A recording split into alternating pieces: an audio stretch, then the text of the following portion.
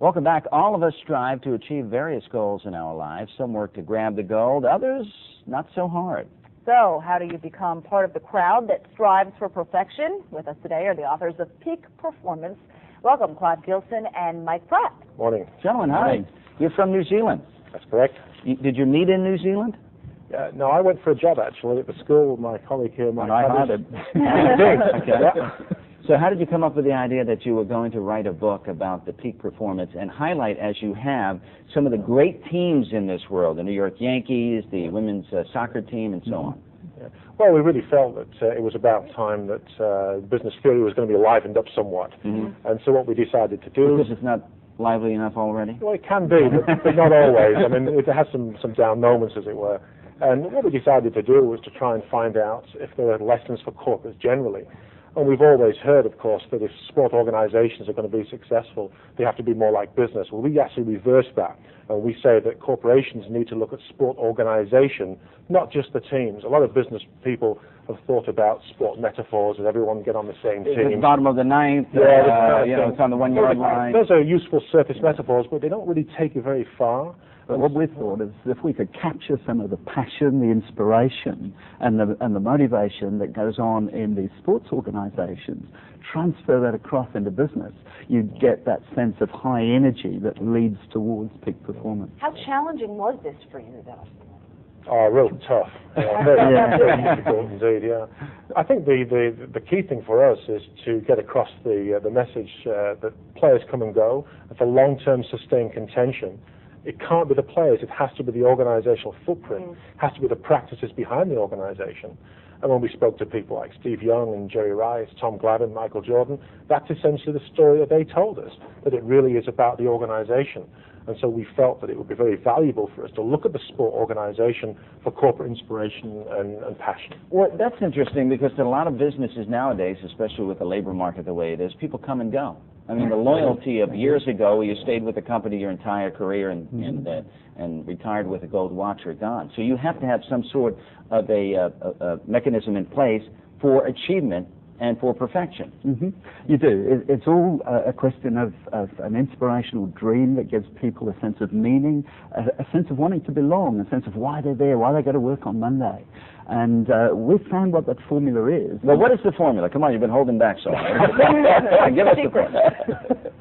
The first stage is to have an inspirational dream, and that's a sense of meaning. And the next thing is to identify, well, what is the challenge? Now, for sport, it's easy. It's to win the World Series. It's to win the America's Cup. That's identifiable. But it's possible for business as well to identify clear, measurable challenges and then work out a game plan to work towards them. Most people don't know why they're at work. What we want to do is to create an environment where people have a crystal clear focus. They know what they're doing. Would, when you talk about your formula, would it be easier, to apply the peak performance to bigger businesses or smaller businesses? We believe it can go both ways. There's no question that small organizations can benefit from these. When you look at some of the organizations that we've dealt with, they're smallish in terms of the number of people who are paid. The paid employees, that's how people think of organizations in terms of size. But our organizations share the dream much more broadly, and the context of their operations includes thousands and thousands of people. So really it does involve potentially large-size organizations too. I think the big question is why do we say organization? I mean, why do you pronounce it like that? Yeah. I'm only kidding. It must come, because we say organization, but you say organization. Yeah. It has to come tomatoes and tomatoes. Yeah, it has to come from the top. I mean, you talk about a success plan. The person at the very top of this organization, whether it's the Yankees, whether it's a rugby team, whatever it is, that person has to have probably the most crystal clear vision of anyone in the organization.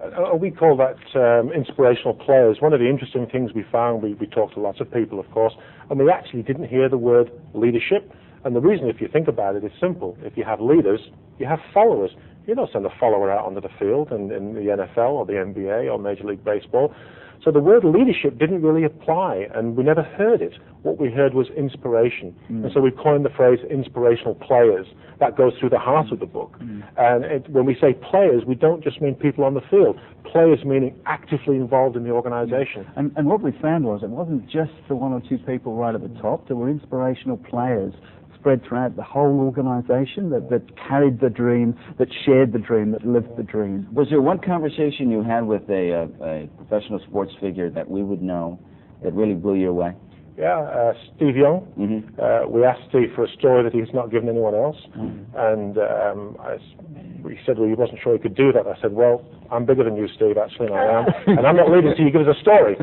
And he said, well, what I actually do, and of course he's retired now, but what I do is, in order to make sure that the drive is going to be successful, I think about taking the ball downhill. And he said, that's fun. I thought that's really interesting. And I said, no, I haven't finished the story yet. He said, the problem is when we change ends, we're going uphill. So what I actually have to do is I have to sit there at the sideline and concentrate on re-tilting the field.